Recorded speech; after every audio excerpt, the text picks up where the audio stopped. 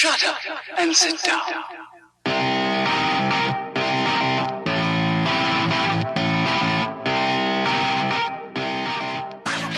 Hello, Jerry. Hello, Newman. Head like this, coast like that, brake like this, stopping like that. Rolling, just rolling along. Rolling, just rolling along.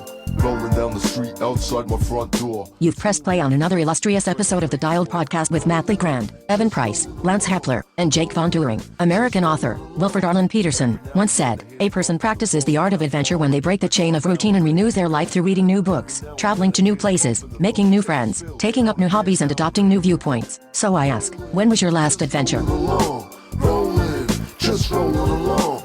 Head like this, coast like that, ring like this, turning like that. So how does it feel to be heckled all the time? Well, you get used to it after a couple years of it, all the time. It's really good. Yeah. So It's like a rainbow in a rainstorm. Feels good. Rolling, this is riding a bike. Rolling, this is riding a bike. Cut your zip ties off, bro. Yeah, dude, that's not air at all, man. You're wasting rot. Oh, boo. I'm more disappointed than your mother. I knew you were going to walk in when I saw your sunglasses on your helmet, you roadie. Hi, welcome back to the Dial Podcast. I am Jake Von During, and I'm here with Lance Hepler. Lance Romance right here in studio. I wrecked myself to try to get back. I didn't really wreck myself, but you're here. Here I am. Alive and sound. Thank you. Yeah. Yes, live. Cool. Yeah. We don't have the other two guys, so guess what? We're missing both triathletes? No triathletes today. Woohoo! Now, we love you, Matt. We love you, Evan. And we're going to talk about some other stuff today. It just doesn't involve triathlon, which is fantastic. And on that note, on the old it's not Skype. What are we going to call that? I don't know. The interwebs, I guess. Mr. Chris Surratt. How are you, Chris? Hey, I'm great. Sorry I didn't bring a cool tagline with me, but I'll work on it. We'll work on that. We'll get one for you before the end of the day. It's almost it's needed for this show if you want to hang with Jake and I. And then today we've got a special guest with us, Mr. Race Extraordinaire Promoter guy, Mr. Mike Ripley. How are you, Mike? Doing great, guys. How are you guys doing this fine? Was it Monday? It is Monday. It's Monday. All day long. Monday, yeah. All day long. It's all so. a blur. Well, 7 days a week, so I mean, I don't know what day it is. What do you do?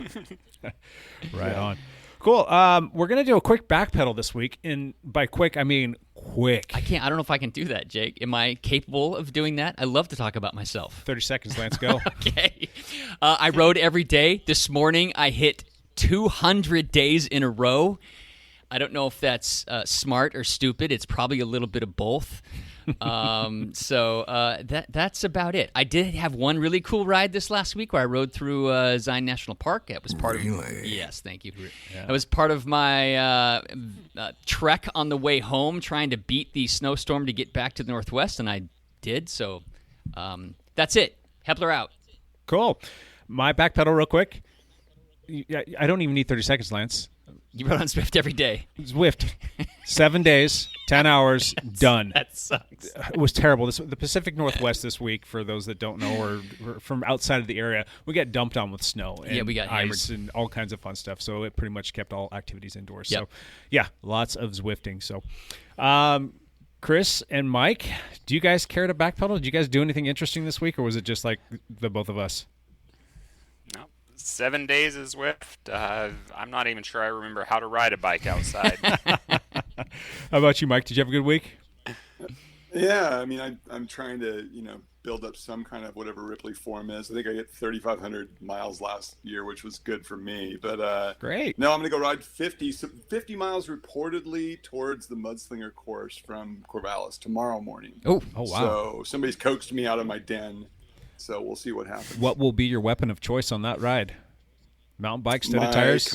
My Clatch. I got a Commotion Clatch, custom Ripley-sized gravel bike from Commotion Cycles, and carbon where it counts. And just try to get some video and just have fun exploring. Awesome. Love it. Cool. so the reason why we wanted to do this whole short backpedal thing is because I want to introduce our guests. So we've talked about Chris Surratt, 100 times plus? Yeah. Like almost every episode? He's kind of a regular training partner of mine. I've talked about him a lot because I super respect him and I love riding with me. He makes me a better rider. So we're super to have. The Albany Animal. Yes. Yes. Chris, tell us about yourself, man. We could do a whole show on just you alone. Your journey to get to the status of where you're at is like you're the reigning bar champion, the best all-around rider, Category 3, all different disciplines. Yes. In the Oregon Bicycle Racing Association. But just tell us a little bit about you. What makes you tick, bud? Sure. I'm just a guy that spends too much time on his bike. I got into this bike racing thing. Well, I got into cycling again as kind of a means to lose some weight and get in shape. And I quickly figured out I was okay at it. So I've been doing this bike racing thing for, 5 or 6 years now. I've been with Dialed for 3 years, and I'm just having a blast. It's awesome. awesome. Yeah, your husband, you got a couple kids. Everybody's in your family rides now. That's fantastic. Yep.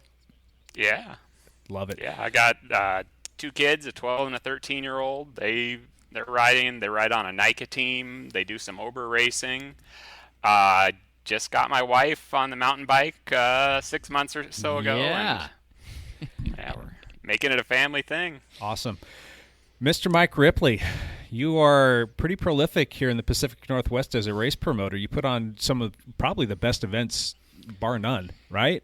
Best mountain bike events by far, and his gravel events are fantastic. Yeah, so we've been wanting to have Mike on for quite some time because we respect him as a person and as a race promoter. So we're happy to have him here today. Awesome. Tell us a little bit about yourself, Mike. How did you get into this whole race promotion thing, and tell us about what you're doing currently? Yeah, well, I moved. I grew up in Eugene, and I had my first mountain bike in 1989, a Trek 800, and I started riding mountain bikes. I played basketball a lot, so I weighed like 220 and was, decent at basketball. A late bloomer. I think I looked like a Coke bottle as a freshman in high school. I was 190, and literally I shaped like a Coke bottle, and I wore Husky clothing, and then I grew 7 inches. So, so that made life a little easier in a way because, it's one thing, to play basketball, but when you have the appropriate height, you can go for it. So, no, I grew up in Eugene, moved to Corvallis, and when I moved to Corvallis, I saw Paul Thomasberg. He's still a Shimano skunk, helped with Joe Murray and all the gang. Shimano create all their various incarnations from XT to pedals to everything. And he was the reigning, or I think he was second in cross country in 91 or 90 with Greg Herbold and Ned Overend. And he sprayed me with gravel with his Tioga disc wheel at the Mudslinger when I wasn't putting it on in Corvallis. He came around the apex of a corner, literally, powered through the corner with the Tioga disc wheel, and it made that crazy ass sound going at 40 miles an hour. And I was hooked. And I was in Corvallis, and so, of course, I was in the military also. I was in the Air Force. And I managed restaurants.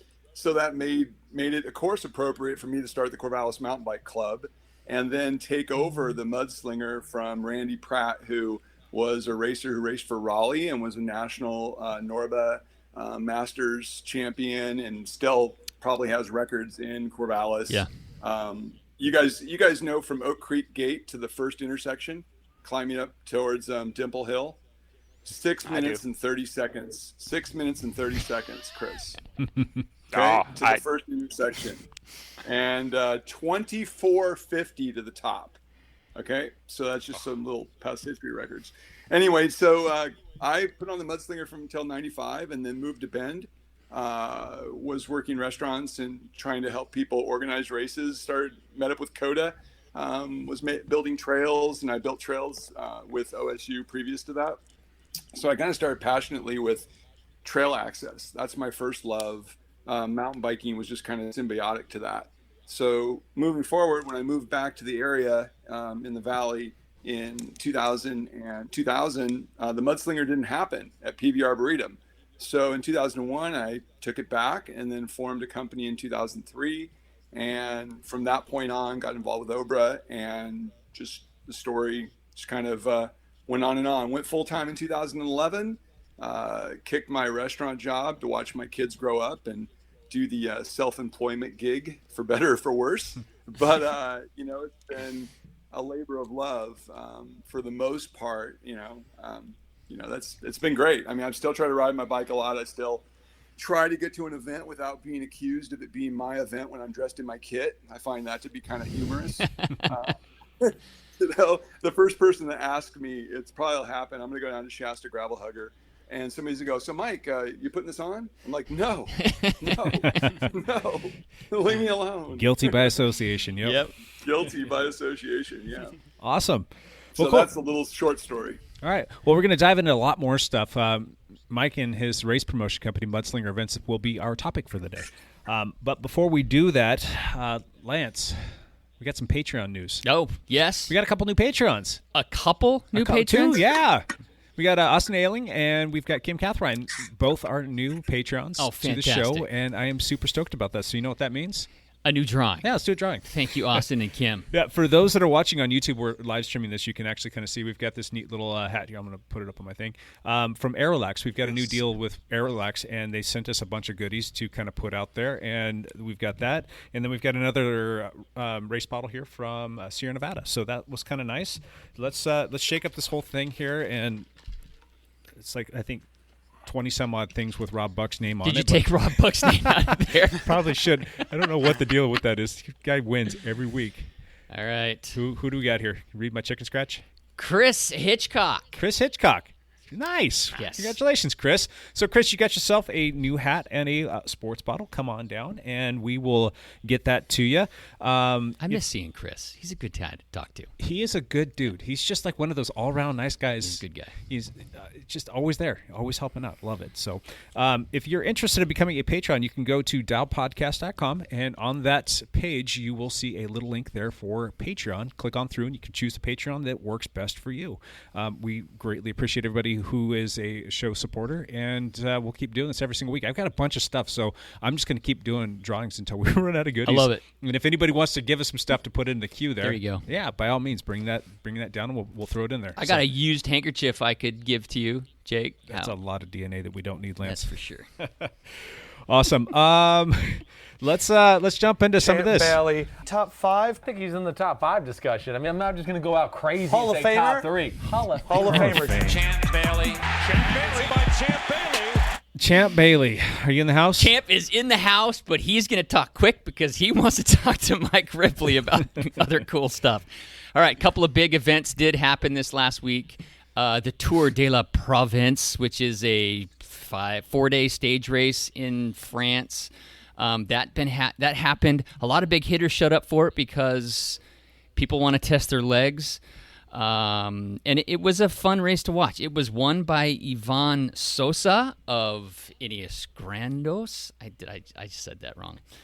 But second place overall was Alaphilippe, and third place was Egan Bernal. So, oh, wow. Yeah, there was some big hitters that showed up. Ineos looking strong. They Sosa and Bernal kind of killed the Mont Ventoux stage. They rode away from everybody. And Alaphilippe, he got in the break and mixed it up in the sprint every stage. He was just testing himself. So it's kind of fun to watch that World Championship jersey actually be in the mix. So that's what happened there. The other news is Peter Sagan is going to miss the first couple of classics. He was hoping to do all the classics this year, but he tested positive for COVID. Oh wow, good on you, Pete. So he's already through it. They're just now announcing this. His symptoms are already gone, but he lost a little bit of training, and they've decided he's not going to do the first 2 big classics, Omloop and I think Brussels Kearns or something like that. That's too bad. But Sagan's going to sit out a couple of those. Other than that, is that it? That's it. I'm out. Champ here. I'm all about having fun. Get a couple of cocktails in me, start a fire in someone's kitchen, maybe go to SeaWorld, take my pants off. Thanks, Champ. You're welcome. Cool. That's it. That's it. Let's jump into the show. Mike Ripley, I want to talk to you about Mudslinger Events, and we've got a bunch of questions for you. Ready, bud? Let's go. And Chris, too, if you've got some questions yourself, feel free to chime in whenever you like. Lance, why don't you go ahead and hit him with the first one? Let me just say, I was super pleased that Mike Ripley is in our area because he was the only race promoter in our area that was able actually to pull off races last year. And I think I did almost all the races you did last year except for Oregon 24 because that's way too freaking long for me. I can't handle that. But I was just super. One lap. I was super. Like a team for Dialed Cycling couldn't show up. Yeah, literally. that's a good point. There was a team there. I think there was. I mean, we had Eric Taft. Taft. And who went out there with him? Okay. I don't remember who else we was had there. a junior team do 28 laps from a NICA junior team did 28 laps. They're called Continuous Threat, and they're coming back. Oh wow, that's the record. Literally, I and these love kids. that. We had the Ben NICA team do 24 laps, and they averaged 13.4 years of age. Oh, which is insane. That's insane. So come on, Dialed. Well, okay, Lance. Okay, well, if I could talk Surratt into doing it with me, I would actually do that. That would actually be fun. Do you have other options besides 24 Let's hours? Is it just 24 hours? It's 12 hours. No, there's a 12, but this year we're doing the WEMBO. We're doing the World Endurance Mountain Bike Organization's America's Solo 24. So we got like $3,500 in cash on the line, and we have a few Canadians. I'm hoping to get a few people from South America, but it's going to be border dependent on that. But that's kind of a cool, thing that's not recognized by the UCI, and it's not 24-hour racing really isn't recognized right now by USA Cycling. So WEMBO, they're in Australia, and I've competed in a few of their events over the course of history, and it's super, super cool. They got super tight rules and really good vibe, and Australia is the world championship, but we're hopefully gonna have an American get down to Australia hopefully this winter, all things permitted. So Mike, last year was a giant wrench in the plans of all racers and all race promoters. How did you survive it? How were you able to pull off races when everybody else just bailed? I don't know if it was bail. I mean, some people are so big. Some of the events, like, even Todd, like at Epic Rides, I mean, his footprint is such that it's hard for him to operate in a smaller capacity. When you have somebody that's the sponsors are thinking it's going to be X and then it's Y. For me, I've always been, a smaller 200-person event. So looking at it in this, in the form of single serve and one way, like retail's open, and restaurant, with our single use water bottles and our disinfectant spray and all this. It really it was more of an emotional commitment towards keeping my business afloat and looking at what opportunity means to me. And so that was really it. At the end of the day, it was emotionally, I think, just as hard as it was physically to do, because I do everything based upon creating expectations. And so those things were question marks as I was going into, Mudslinger and then High Cascades that happened on its normal weekend. Yeah. And, every city manager and all the county permits and the Forest Service, they were ridiculously cool and easy to work with. I mean, easy being the fact that I've been doing this for a long time, but really the risk of outdoor, I was looking at it because I get a little bit emotional about what you should do or shouldn't do. Those words are weird to me. The word safe is strange to me. It's all relative, because bike racing inherently, or bike events, are not generally safe. You can overuse that word. Amen. Yeah. So, but no, I pulled it off. I mean, we pulled it off. And what was really kind of creepy about last year was I only think maybe I sent one person to the hospital with a post crash after the remote finish at High Cascade. Somebody stacked it on the last double, and that happens on a remote. You try to do what you can, but literally that means that everybody this year should be really watching their backs, because if I didn't send any, that's never happened. I always send somebody for like post treatment, whether it's a stitch or something basic. So beware everyone this year. Was part of the reason you were able to make things happen is because your races happen in more rural areas, and so the county restrictions? No, it didn't have anything to do with that. Not really. I mean, because, we can operate under the guidelines that were set up by the OHA. I mean, I even had people at like Oregon Grand Fondos. One person was working with the OHA and developing guidelines, and people that were training dentists, they were giving me props on my protocols. And it was nice to hear the feedback. And everybody overall, like 99.5% of the people were really cool.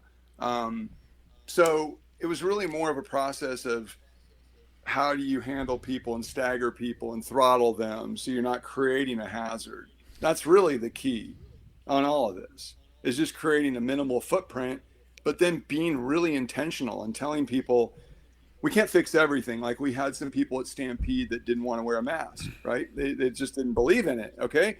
Well, I just brought their stuff out to them at Packet Pickup. I don't care. Yeah. That's their deal. Yeah. Right. Now, I could get all uppity about it or something because I believe in wearing a mask, and we'll get through this thing one day at a time. But, it's like these things we get too hung up on. So I was just looking for the easiest form. And so I've created what I think is just kind of a base to work from, whether we get to wave starts or some counties, like I've heard, like Washington has very specific racing guidelines and rules. And if you guys haven't seen them, I can always share them with you offline. So there's just a way to do process. Good. Chris, do you have any questions for Mike? I mean, first off, Mike, you are the reason Oregon racing happened. Yep. Without you, there would be a lot of us with too much fitness and no race nothing days. to do with it. Yeah. So, I mean, this is obviously, you're not going to get rich as a race promoter in Oregon. So, I mean, what motivates you to keep doing this? Why do you sacrifice your time and your finances? Well, it's my job. I mean, this is my full-time gig. So making a living, I don't even, people are trying to wrap their brains around what that even means, right? I consider it having a good day. I don't think the money part of it, whether you're making a lot, because I used to call it minimum wage with some effort back in the day, Sure. And there's some events, you make better money on, some that you don't, and some you shouldn't even go into, because some people will put on an event and they don't really have any basis for sponsorship. Like I have that new West Coast gravel event. I think the initial flagging's like close to $1,200 to get people out of the venue. I mean, just because of the nature of the event. So, will I be able to cover those types of things? What's the process for the events this year? All that stuff's going to kind of happen. But like speak to your point, Chris.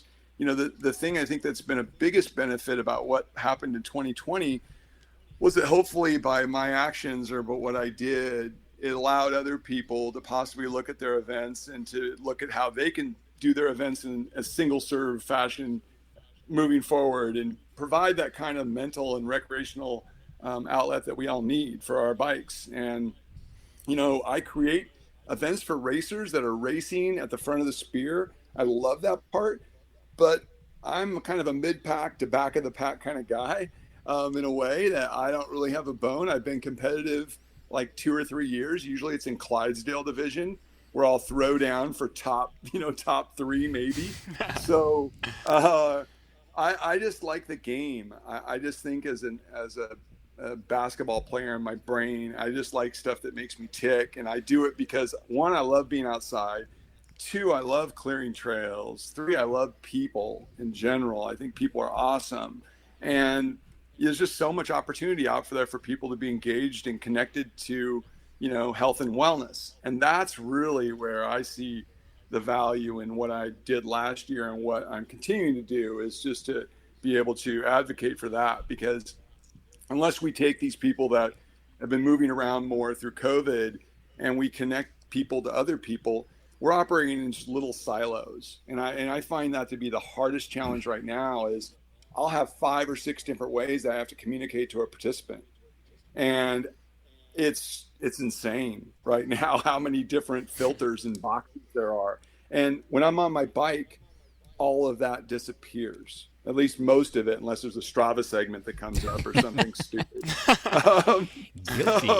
Or, you got how connected you are, or we're choosing to be connected. But I've seen the thing that's fascinating right now is there's a lot of people that are choosing to be disconnected. I'm having more times where people are saying, take me off your communication list when it comes to some of my running events, or I don't need to see any information. I just want good information one time.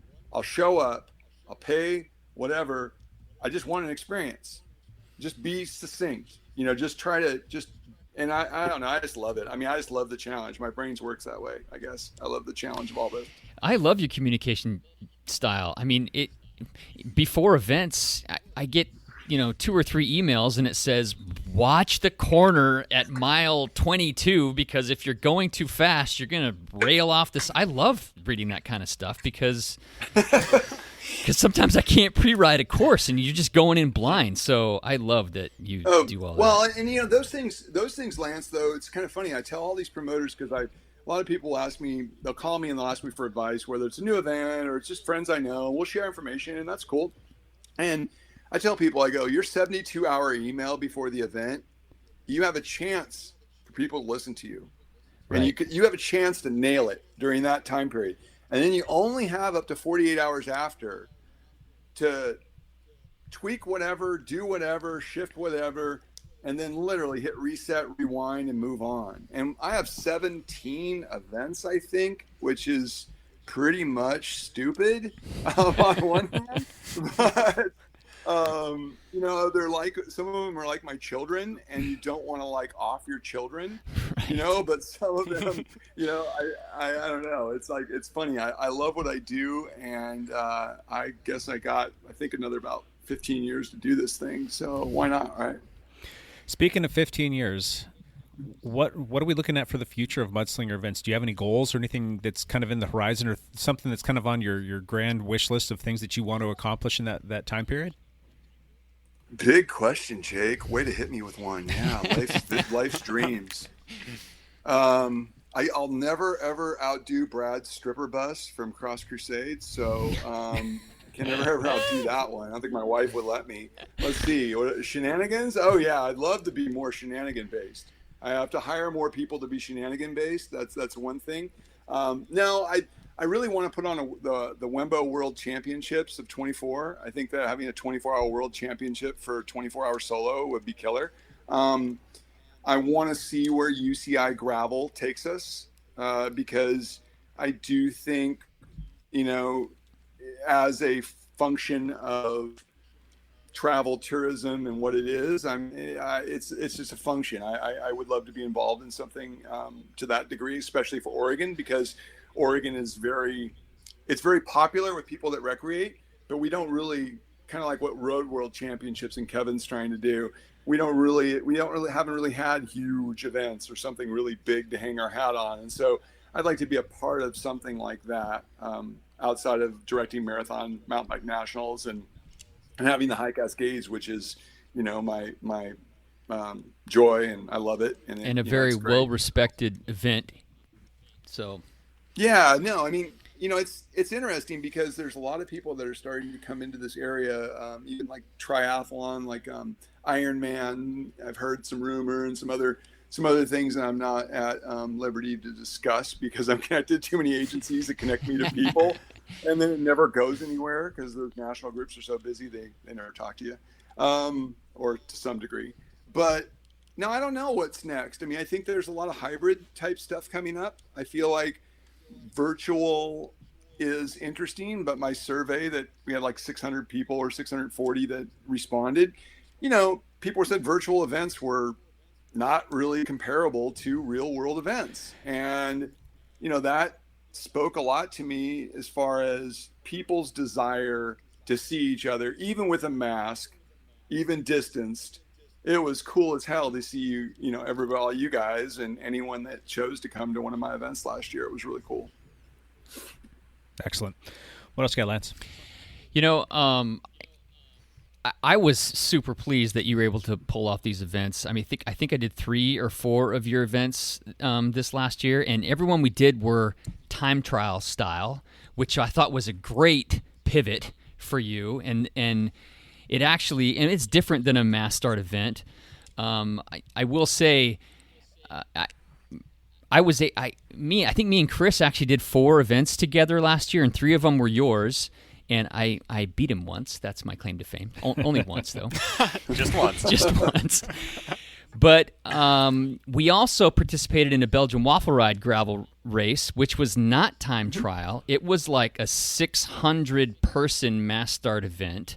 And from what I understand, there has not been one single case that was contact traced back to that event, even though contact tracing is not all that reliable in the U.S., but there were no cases that were taken back to that mass start event. Do you think you might be able to pull off mass start events this year?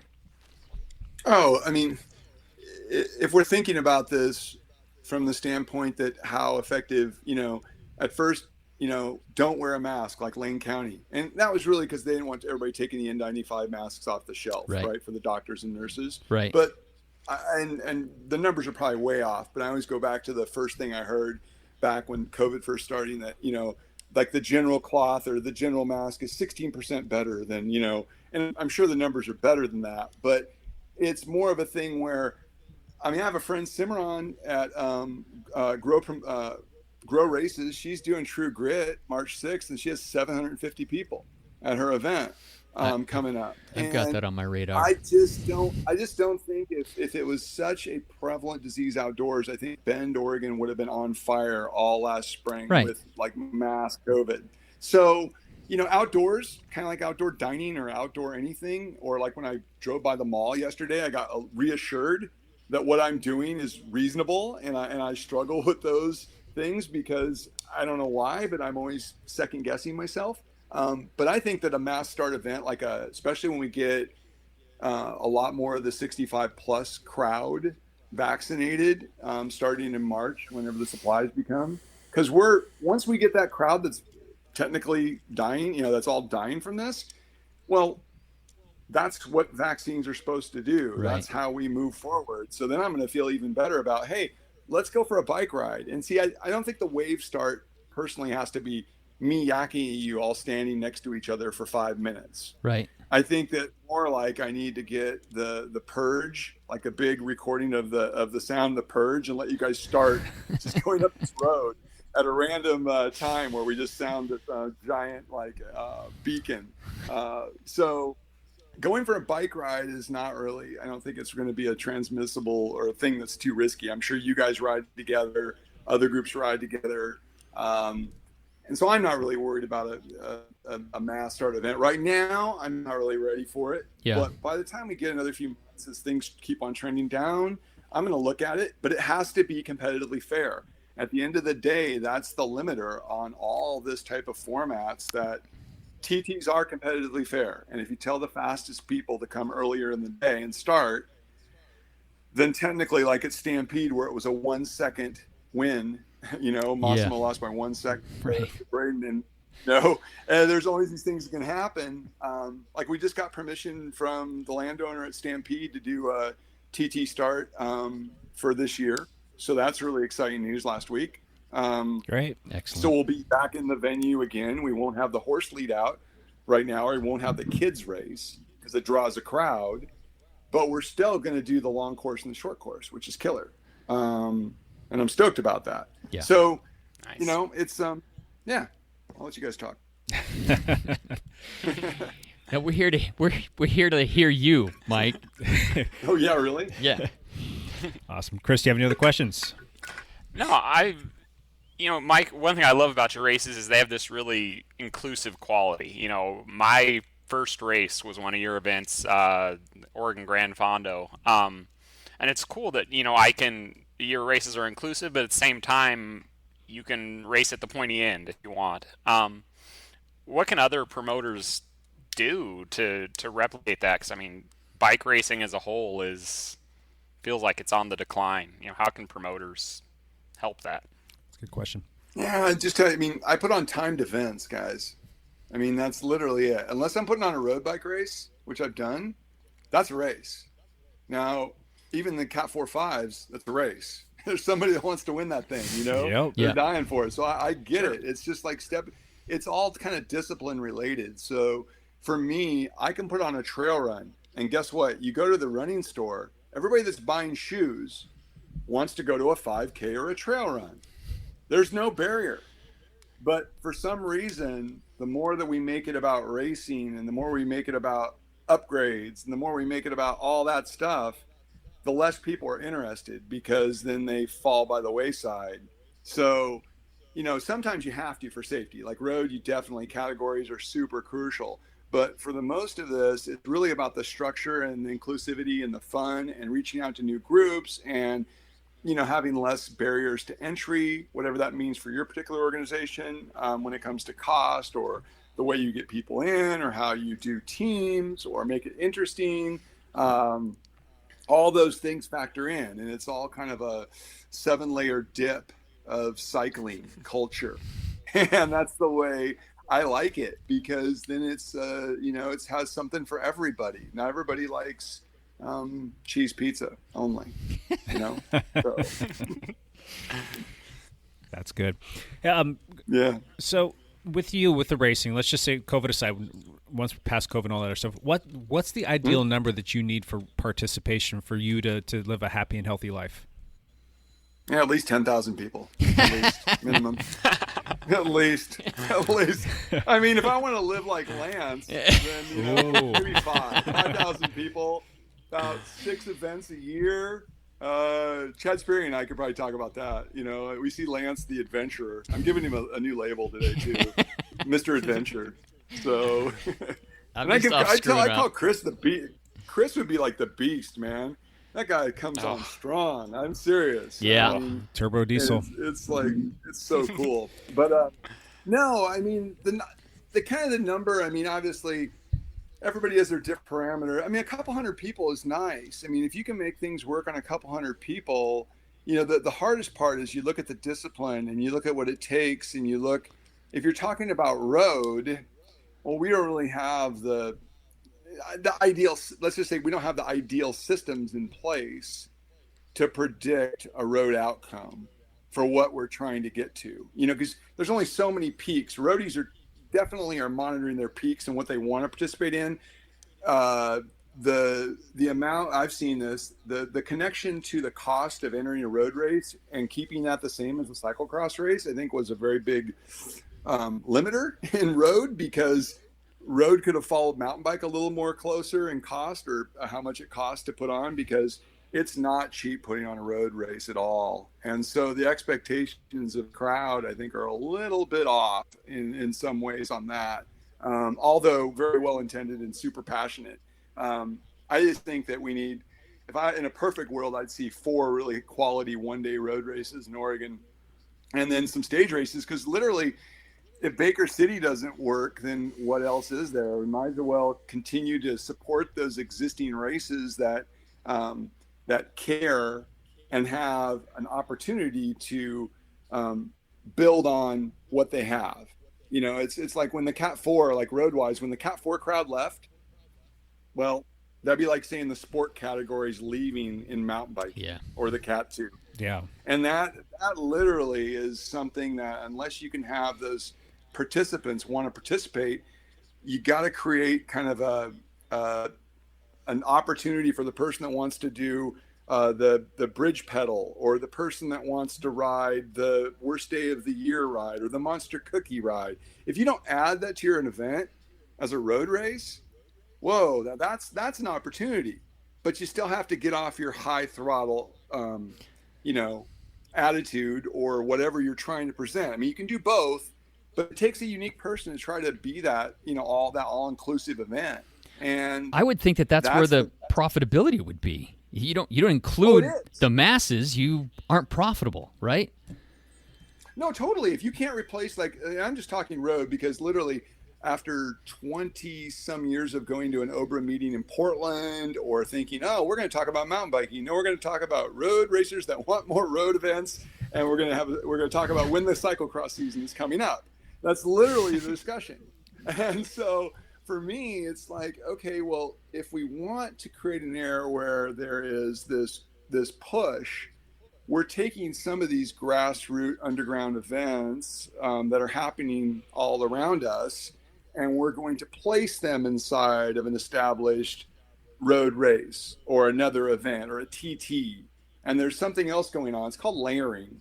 If you can layer your event, especially when you have a little weak participation, you can do pretty well. It's like half marathons are the bread and butter for running. If you're putting on a full marathon, you're going to get about 3 times as many people doing the half marathon as a full marathon. So you wouldn't exclude that crowd, or a 5K versus 10K. Right. It's pretty simple. It's just you're putting on events for people that own bikes. And that's like, for me, I like building trails for people that own bikes. I like putting on events for people that own bikes. And everyone should do at least 2 disciplines. If they're a cyclist, that would be a beautiful thing also. So I would say, I mean, you put on a race, it's competitive. Competitive people generally find themselves on teams. What can teams do to better support you and other promoters, other than just showing up? I mean, that's the low-hanging fruit, the rhetorical part of like how we can help support promoters. But what can a team like Dial do for you and your organization to make you thrive even more? I mean, the key thing, you guys create a unique beast, which is really cool. I mean, it's like you're open up for a lot of people. You support all these disciplines. You're really, well-rounded, and you guys are professional, and that's really cool. I think that the challenge now is that teams really they have their calendar a lot of times laid out 12 months in advance. And if we're talking about a team, is that a road team? Is that a team that just only does one discipline? Is that a masters team? The word is kind of generic, and most people, they like doing what they like to do at the end of the day. I can't usually get people, I can try to up the frequency if I'm trying to ramble on too much. The frequency is really, if I have 12 cycling events and you guys are coming, like Lance, you're hitting 3, you're hitting 2, Jake, and some other people. For me, it's just looking at the frequency of things, and that, okay, if they're coming to the Oregon Coast Gravel Epic on the 1st of May, are they going to do the double the next day at West Coast Gravel? Now it's like 50% of the people are doing the double. So now I have to figure out, okay, do I not have the right distance for certain people? Am I not marketing right? But teams, what I want to hear from teams is, what do they expect at the end of the year? What's rewarding for teams? I mean, obviously being rewarded accomplishment-wise, whether you guys win the bar or if this point structure needs changing to support smaller teams. It's really what's the team is what you make of it, I guess, to say. And I don't know really what I can do for teams often, other than the fact if I'm tracking teams and scoring them, is there a unique and interesting thing besides rewarding age groups, which I'm now doing through a Champions Cup from Mudslinger Events. So I'm scoring all my events, and it's on the results tab. So every one of my events is pushed into 5-year age groups. And that way I'm just trying to reward the best overall riders that are coming to mind in multiple disciplines. And so I just, for me, I'm just trying to keep the event, towards satisfying the local community and satisfying the new rider, as well as keeping the people that have been riding and racing for 20 years engaged in the sport. So I don't know. It's a big, long-winded answer. It probably didn't hit your your question, Jake. But I don't, like, at the end of the day, teams, I could look at the list of teams that are on the OBRA site, and a lot of people don't travel out of the Portland area except for once a year or a few times a year. So you're kind of, they kind of know what's going on. So if somebody wants a certain event, we have a lot going on in Oregon. I think we're almost like coffee and beer. We're spoiled to a certain degree in some ways, that there's so much going on. And what I'd want to challenge everybody to do is go find an event in Utah, or go find an event in California, go to Washington and go try something out. Not to say we don't want to support OBRA, because we definitely do, but there's so much other people and communities and things. You can take your Oregon love and go outside the state one time, because I love going to ride out of state. It's so fun. It's a blast. meet new people. Last year I was able to go to Utah to do some cyclocross races because it was one of the few places, it was the only place in the whole West Coast where they were doing cyclocross races. And, man, I kind of fell in love with the community. It certainly is not as big as it is in Oregon and Washington, but the race promoters more than once came up to me after the race, and they're like, Lance, tell us, how do our races compare to the races? I know you do, cross crusade races. I know. How do our races compare? And they were honestly asking my opinion, which I thought was kind of cool. But it was neat to see, or be a part of another community and see how they put on races and what they did and what their courses were like. Absolutely. So. Well, to go back to what Mike was saying about like what do teams want? I mean, I think at the end of the day, teams are competitive because they're full of a bunch of competitors. And to pit the teams against each other in a fun, lighthearted, competitive manner is going to drive competition. Driving competition is going to drive more race entries because you're not going to get points or you're not going to have the ability to compete against the other people unless you're racing. Right. And we as a team have always challenged the people on our team to do their absolute best and get to as many races as they possibly can, which is why, I guess last year doesn't count, but the 2 years prior to that, we won the best all-around team competition through Oregon Bicycle Racing Association.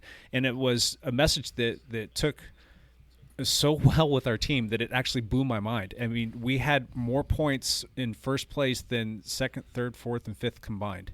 And that's because we showed up when we went to the races. Yeah, because we had people at almost every single race. Yeah, and our goal, whenever there was a competition within a race, whether it be Cross Crusade, Portland Short Track, the Oregon Best All-Around Rider competition for teams, whatever it was, we showed up, and we showed up in numbers because we were competitive and we wanted to win. Yeah. And guess what? We won all of them. So I think at the end of the day, having some sort of a competition in there and actually making it worth something, you've got to champion it. You've got to put it out there, and you got to make a little bit of a spectacle about it. And not to belittle Obra, but they really don't do much with respect to the team bar competition. It's kind of like buried 5 or 6 clicks deep in the website. Yep. It's a little blip, a little mention at the end of the year at the Obra, year-end award ceremony, and that's about it. And so the teams that know about it will definitely be checking it and will make a little bit of a stink about it. But you have to celebrate that. Just like you have to celebrate everybody that's out there. It doesn't matter if you're a Cat 1 or a Cat 5, brand new person. Celebrate everybody that's showing up to the races and let them know, hey, good job. We know how much work went into that. That's not easy. You went out there and trained yourself. You suffered, and you did well. We got to celebrate that. Yeah. And that's kind of a vibe that we have with our team. I would love to see more of that from race promoters. Not like, someone got upset about something, so we're not doing any more, podium events or something like that. Right. It's like you're going the wrong direction. It's like, so what if somebody's pissed off about something? That's fine. You're not going to ever make everybody happy. That's an anomaly. Push that aside, because I can tell you one thing. There's probably about 20 other people that want to see that and want that. And what's more like sad trombone than like, I just worked my butt off and I won a race, and it's like, nothing. It's like, go home. Right. Thanks.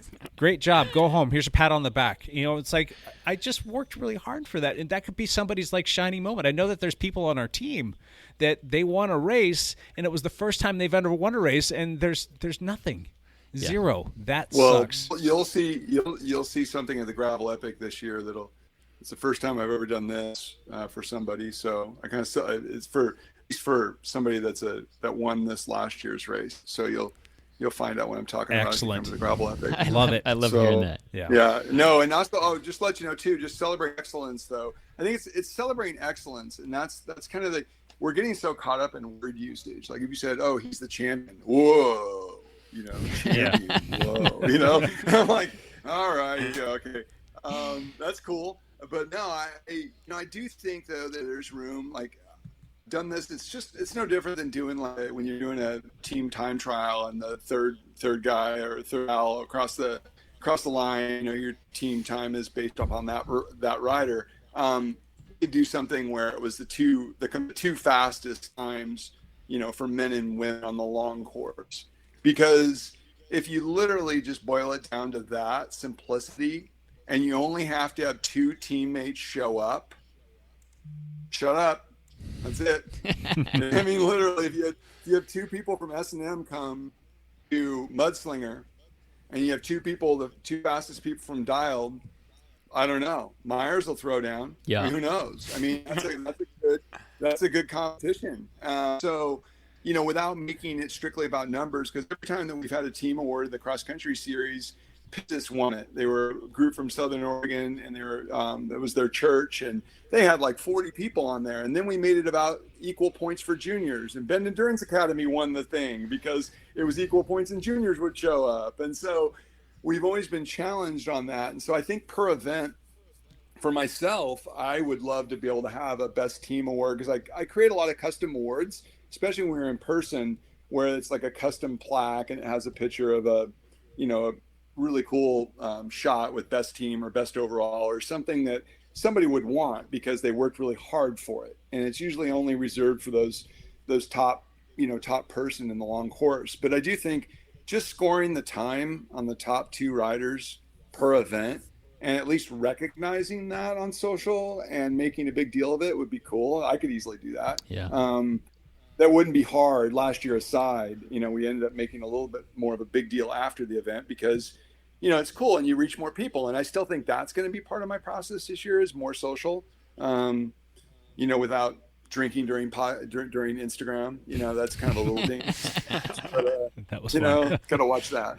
But, it's all those things are interesting. I don't think it's you guys have created a unique thing that only really back in the day, Web Cyclery probably had a team as big as you guys, back 15 years ago or so, 10. Maybe Pistis, as far as community-based Southern Oregon, they were huge. They had like 30 people, I bet, or more. But that's what I like. You guys do multiple disciplines. It's not like I'm preaching to somebody, which is great. If there's a singular focused Masters road team out there, I love it, because if you guys are going to nail it at one big stage race this year, that's super cool. But a lot of people don't have room for more people, and the shops are not as engaged with teams as they used to be. It used to be more of a kind of a shop need, or they would have somebody that was championing it. And, right now, I mean, shops are in a weird position because they're just trying to find parts and bikes for people. It's crazy. So, it's just that I think if we keep this, like if we keep the team and we keep all this stuff, it's all part of that 7-layer dip, but we can't ignore it. To your point, Jake, we can't put it into its corner, and it needs to be a part of the function. And I can easily do that because I'm a one-man wrecking ball, and I have my family that's, they're getting older. My daughters are 22, 19 and 17. So I'm losing all my help quickly. That's crazy. So, things are, there's definitely going to be new ways. I mean, we're going to try to hire 2 or 3 more people this year on our staff and just be more functional overall, and try to look at our integrations. Our integrations are probably our biggest wins moving forward as how we use technology. And try to push some easy on some things. Cool. Mike, do you want to tell us about your sponsors and maybe give them a little plug? And then also second to that would be, what does it take to become a sponsor of a Mudslinger event? Well, basically, sponsoring me is just easy as emailing me, and we have sponsorship levels, and depending on what events you want to get involved with. But, our current sponsors, all of them stayed on, which was really cool about last year.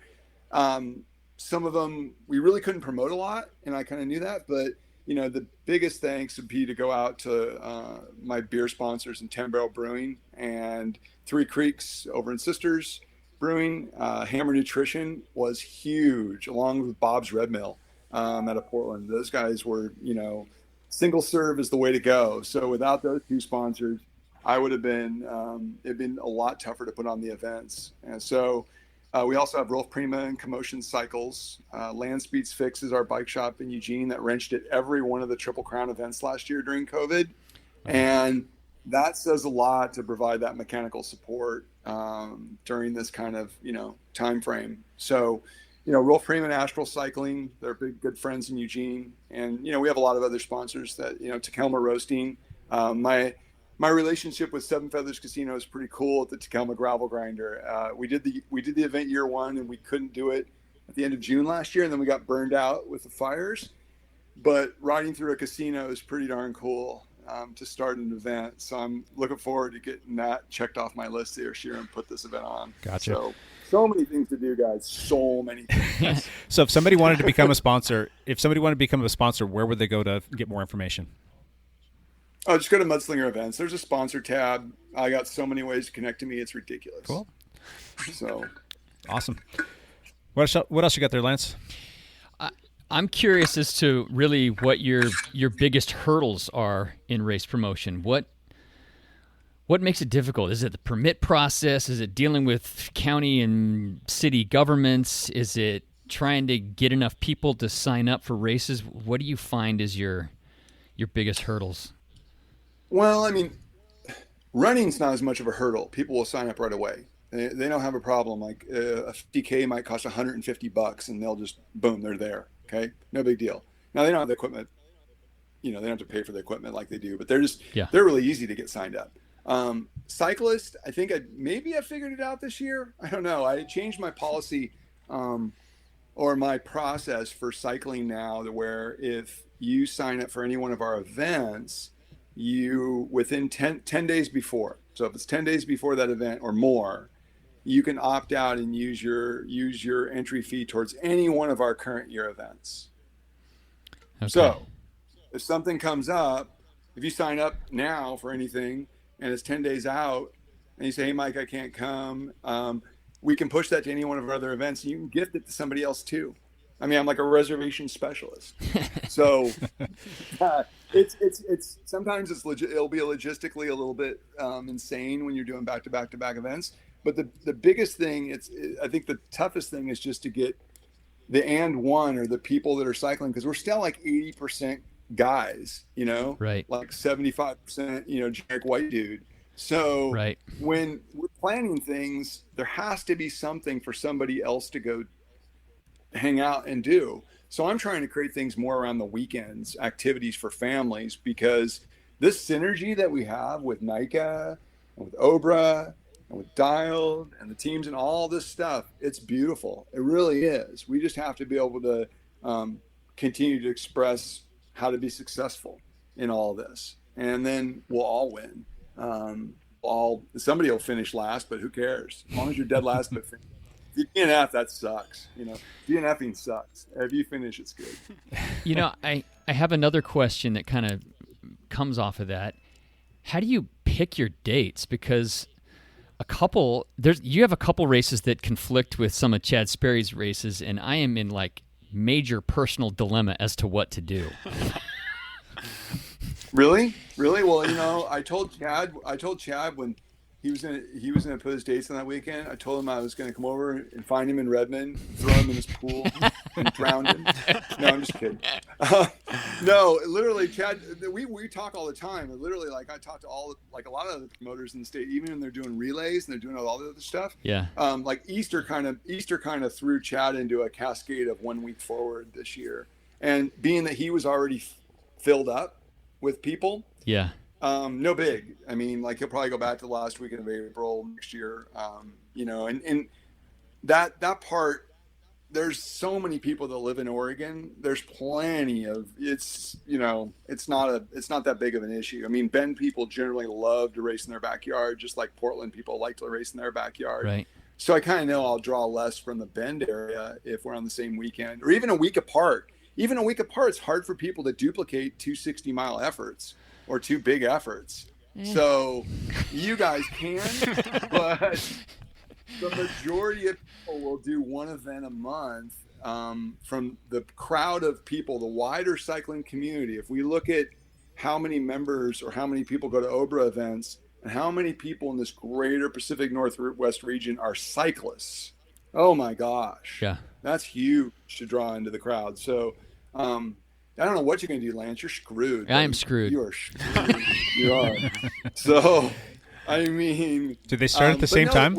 I stick, just so you guys know, I mean, as far as the weekends, though, I stick to my weekend. So if I'm the first weekend, second weekend, third weekend, that's really easy. The difficulty comes into it is if somebody starts a new event on the 5th weekend of the month, their brain can't think because next year it's the 4th weekend, and now they're on top of somebody. So that's the biggest thing where people have to look at scheduling is if they start a new event and they start it on a month or a year where there's 5 weekends in the month, don't do it. Do it. Don't look at that. Pro tip. That's a pro tip. Gotcha. Mike, what do you think we're missing in the race scene here in the Pacific Northwest? Where are we coming up short? What are we screwing up? Whether it be from a team, whether it be from individuals, whether it be from race organizations, what are we missing? Well, you could say you're missing. You can always find things you're missing. I just think that I look at it. It's kind of like, go to my faith. You have to look at your blessings. Okay. I don't think we're missing anything. Well, I think we're just. Let me get a little bit more specific, and I'm going to ask you a question about OBRA, the Oregon Bicycle Racing Association. Sure. Membership, in its heyday, about 7 or 8 years ago, 9 years ago, something like that, they were at 6,500 people. Go back to 20, I think we're in the 6,000 ranges. This is we'll say 10 years ago.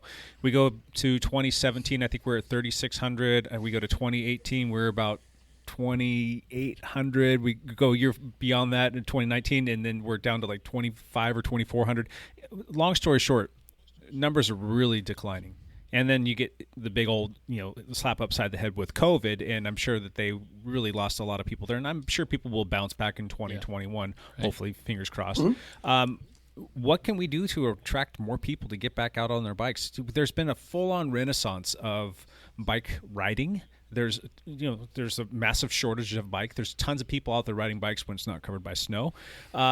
What can we do to attract these people? What can we do to make bike racing more appealing to get numbers back up? Is it something that we as a community need to rally around? Is it something that the organizations themselves need to do to attract people to come buy memberships to get back into bike racing? What are we missing here? What's the big disconnect?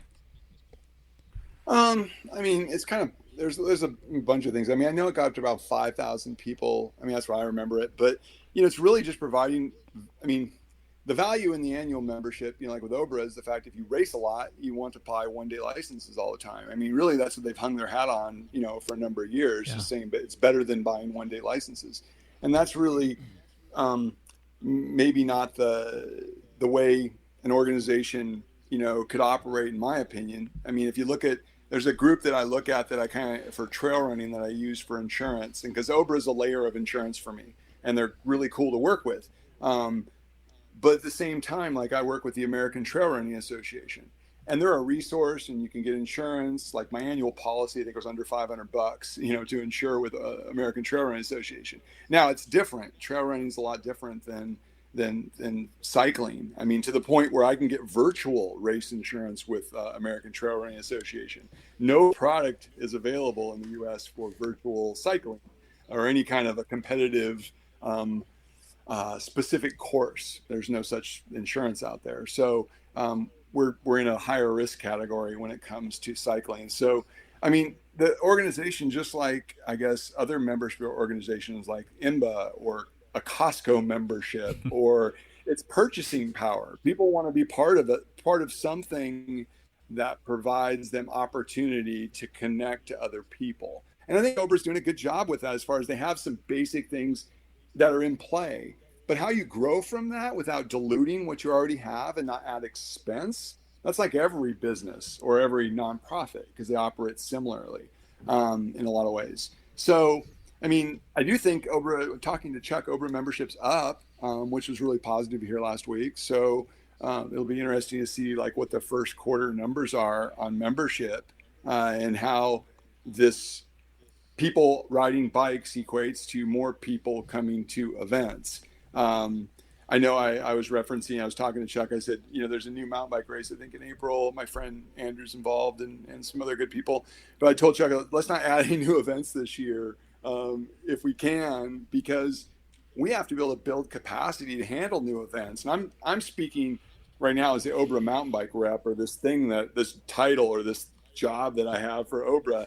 But I'm Mudslinger Events, so I'm a company and a business, and I utilize OBRA for, what their marketing can help me reach some people, and they have solid insurance that I utilize for my events. And the more people I can coax out of Portland, the better, or Bend, because those are our two biggest hub.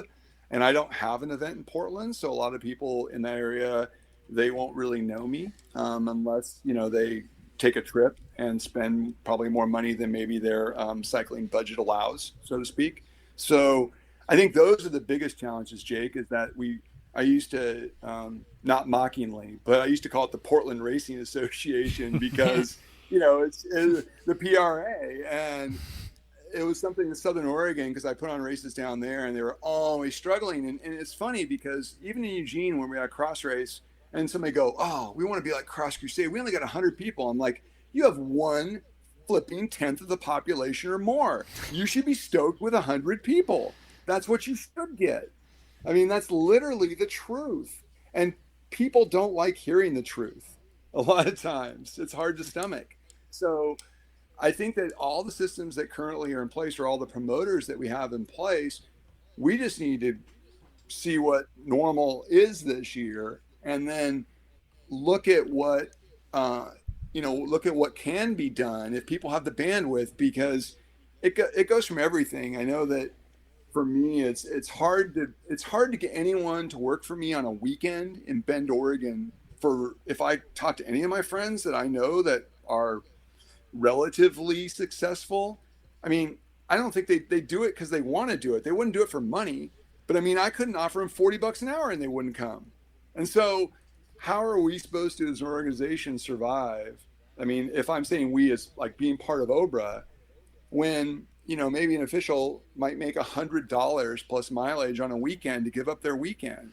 And that's a lot to ask. And so I just think some of the structures are just a bit antiquated, and just need to be reimagined in a lot of ways. And that's like every organization has to be looked at. All the people on the board are awesome and they all mean well, and Chuck means well and everybody, but literally just kind of taking it baby step by baby step and just looking at, okay, we could look at this in a different way, possibly. And just, having, I'd love to see more of the meeting minutes and the budgets put online and more of the stuff that's going on behind the scenes. I would love to see that at OBRA, to see what's going on. I would love to see how the committees are doing and all those kinds of things. If I could provide any kind of, contribution, great. But right, with COVID, it kind of puts a wet blanket on a lot of that stuff, but it really comes down to process, I think, and establishing a goal. Like, hell or high water, our goal is to get to 4,000 members by the end of 2022. That seems like that could be reasonable, right? Yeah. So establish a goal, reach out to the bike shops. I thought I had a way that I couldn't pull it off. It's not like I said, I'm one man, but I would say that on every bike, boy, OBRA could put remember the pizza door hangers, Right. But if they buy a bike, they get a free OBRA membership, Why There not? you go. I mean, it's Right. a little Not bit a bad of money. idea. I mean, you as a business owner would kick in money, for that or something like, maybe it would be on the sponsor card or something like that. Maybe not at a bike shop, obviously, but I would throw money on that. Yeah. But I think just giving people the opportunity to become OBRA members may in fact mean just being more of a fundraising organization and less of a, we're depending on everybody to keep on paying their annual dues. Because I think that's, personally to me, I've ran Team Dirt, the nonprofit. I've been involved with a lot of nonprofits. The most successful nonprofits are fundraising organizations. If they're Costco, be like Costco. If they're a fundraising organization, continue what they did with their Castelli promotion last year with jerseys. Look at ways to be nuanced, get good equipment, do all those kind of things. But I mean, I think they'll figure it out. I think one way or another. That's the hope, at least. One can hope, for sure. We've got a question coming in from the YouTubes here. Mama Dove 76 would like to know what your position is on how Ironman handled the pandemic.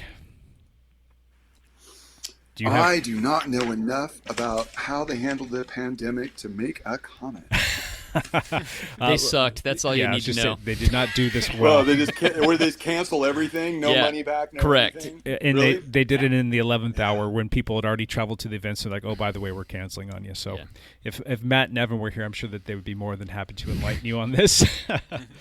Well, yeah, I mean, you're right. Those things are impossible. I know that to a point. I mean, we did for the events that we held last year. Normally, if Lance, you sign up and you don't show, and I'm not giving you anything after the event. Yep. I mean, not hardly anyone ever would expect it. Yep. But with I COVID, wouldn't. Yeah. with COVID, COVID's a little bit different. So it's interesting though, but like our policy now, there's been some people nationally, not during COVID, but it's happened where, let's say for example, your permit gets pulled, maybe a road washes out. Now, hopefully you can reschedule the event, but some of these things that have happened across the nation, I mean, my insurance didn't cover pandemics. It was excluded for the events that we had insurance on. Oh. So but we're doing what we can, and we're trying to spread that load over a couple of years and see what we can come out with. Gotcha. So gotcha. Lance, you have any other questions? I could tell my favorite Mike Ripley story. Go for it. Oh God, it's horrible. Do you want to hear this?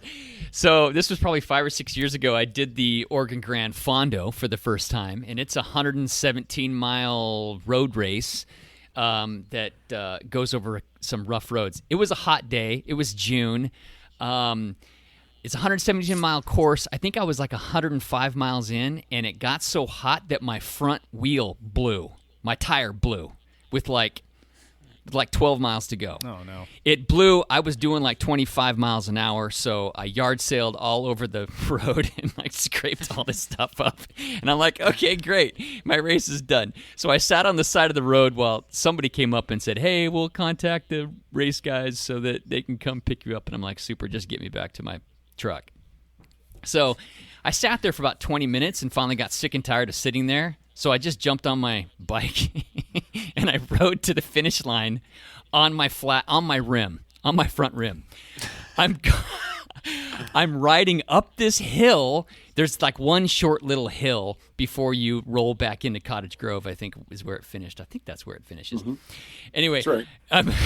I'm riding up this hill, and Mike Ripley drives up next to me in his truck because he's like, I think he got word some idiot blew out his front tire and he needs to be picked up. So Mike was coming to pick me up. And he rolls up next to him and he's like, hey, you want to get in the truck? And I'm like, I'm like, F no, I'm not. I'm finishing this dumb race now that I'm already ruling in. And Mike's like, all right, dude, that's just what I would do. All right, we'll see you at the finish line. And so he rolled on. Off he went. Yeah. So I was like, okay, not only did Mike find out he goes to the spot where I'm supposed to be sitting by the road. I'm not there. And he just drove out to find me. He's in the middle of putting on this whole race, and he drove out to find me, who was the idiot who crashed his bike. So that's my favorite Mike Ripley story. You probably don't even remember that. That was a long time ago.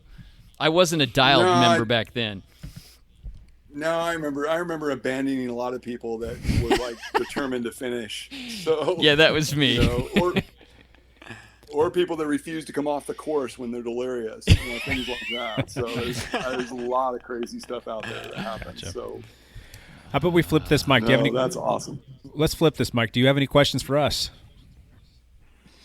No. What are your guys' team goals? I mean, given the uncertainty, you guys going to be focused on just being general participants in everything you can, same old thing, or are you guys win everything that's on the horizon? Win it all. But is there a big dialed event, like one singular thing that you guys want to just crush? Gosh, like a race on the schedule, huh? I know that a lot of the guys, like where everyone shows up, like you just swarm like bees, like everyone's like, what the hell? Well, the team competition at Cross Crusade tends to be important to us. And so I guess that's one event where we really kind of show up big. Same with the short track racing. The short track, definitely. PR is another one. I know that the Baker City Classic is another really important event to a lot of our roadies on the team, so they're pretty keen on that. I think, though, on the whole, I don't know if this is just me speaking selfishly because it's really what I'm keen on. I want to build like a premier, like known across the land juniors program. I want to be the reason why more kids get into bike racing, because that's how we become sustainable for the future. You got to plant those seeds now. And I think that we've got so many kids out there, like the best cyclists in the world. And I've always said this, the best cyclists in the world don't even race their bike right now. They're playing another sport. They just don't know that they're the best cyclists in the world. So I want to let these kids know, like, hey, there's more to life than baseball, football, basketball, and soccer. I mean, those are great sports. Don't get me wrong. But there's this other thing called bike racing that you can do for the rest of your life. So I want to get kids involved in that. I want to show them the different disciplines. I want to get them excited about getting on their bike and racing and doing it for a lot of years, because they can start at 9-10 years old, and we've got people on our team now that are 70. racing their bike at 70 years old. Yep. Jay Hamlin's out Jay there still Hamlin. crushing crits at 70 years old. And it's like, hey, look at this guy. He's still doing this at 70 years old. And, there's a lot of people that don't come into the sport and know that they're good at it until they're in their mid-30s to early 40s. Chris Rat. So I want to get more people on bikes, and I'm really keen on getting more juniors out there. And I want to take them to all these different events and have us show up and do a really good job with that. And that's important to me. I think that's a beautiful thing. I mean, I think juniors, that was the biggest success of 2020, though, was junior racing. Watching the evolution. I mean, watching how fast Ian got, and seeing like Paige Edwards, and seeing all these different juniors that are just becoming like super well-rounded, super cool people. And they've always been cool, but they're coming out of their shell, and they're competing for top spots. So that's really, really exciting. I've seen a lot of juniors in my day, and I'm gonna go down. I think I'm gonna beat Jacob Rathy down at Shasta Gravel Hugger, by the way. that I could try to. When he was 10 years old, I could work him. I could work that kid. When he was going to Mudslinger, that kid had nothing on me. Nothing.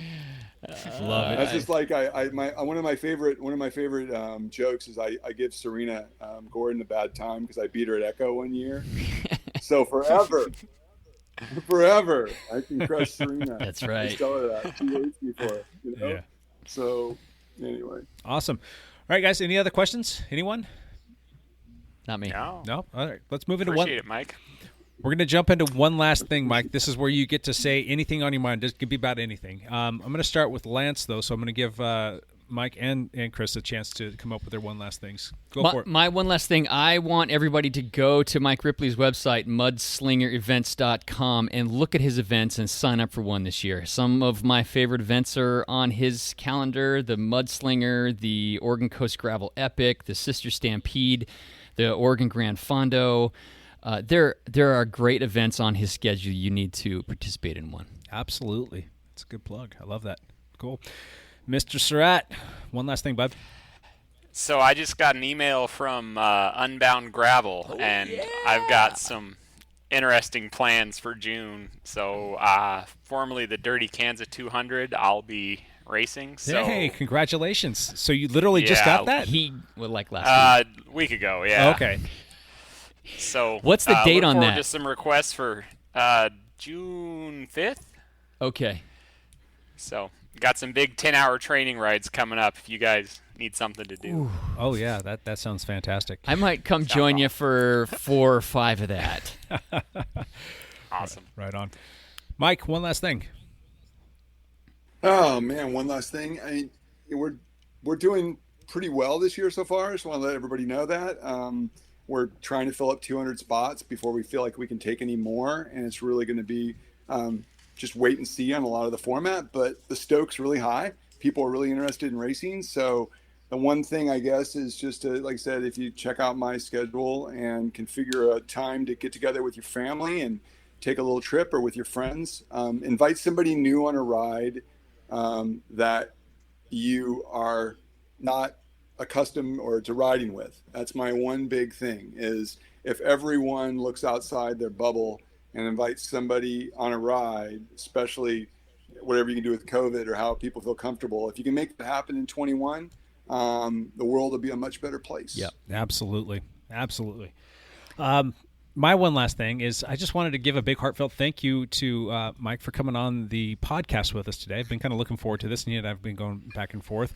And that's thing number one, because I always have multiple one last things, right? Because I get to do multiples. My other one last thing is I wanted to also give another big thank you to Matt LeGrand. He's not here with us today, but he did a little YouTube video, and he posted that up on the YouTubes yesterday. And he spotlighted 10 small YouTube channels that he thinks that people should check out without even asking us or telling us or letting us know that was really what he was going to be doing. He put us in there, Lance. And he plugged us. He plugged us, and we've had a bunch of new subscribers, which is fantastic. Thank you, Matt. Yeah, big thanks, Matt. Go check out Matt's video at youtube.com/Matt LeGrand. Or no, M. LeGrand. Because the Matt LeGrand will take you to the pop star. So you can check out that too if you want. If you want to check out Dancing shirtless on the beach, that's my dig. That's what I'm up So about. Yeah. M. LeGrand needs to have Lance Romance come on there to Lance kind Romance of needs spice up his channel a little bit. He needs some mustaches on that thing. If you're listening to this podcast and you're not watching it on the YouTubes, you can go check it out afterwards if you want to kind of see the whole interview with Mike Ripley. You can go to youtube.com/dialed cycling, and that's where our YouTube channel is, and we post all kinds of little fun videos on there, and got a few more in the hopper that we're working on. It's been just so time-consuming to get those things done with everything else going on, but we're making it happen. We'll have a few more coming up. I've got one that's just about done. It should be up maybe today, possibly tomorrow. By the time this comes out, people should be able to watch it. Let's hope so. All right. Anyway, I think that's about it, folks. Again, appreciate everybody coming on, Chris and Mike and Lance for coming in. You guys are awesome. We will. Awesome to be here. We'll be back doing this again next yeah, week. Great to see you guys. Yeah, Mike, maybe we can have you again in the future. I'd love to circle back with you, maybe a recap of 2021 to see how everything went. And if there's ever anything that you need, sir, don't hesitate to ask us for some help, whether it be me, myself, and Lance, or the Dialed Cycling Lab here, or even the Dialed Cycling team. Whatever we can do to help support you. We want to continue to push people like yourself forward, because without you, there wouldn't be mountain bike racing in the Pacific North. Well, in the Portland area, the Oregon area. We need that. We need more of that. So, So, all right. Thanks for watching. We will see you all next week. Bye for now.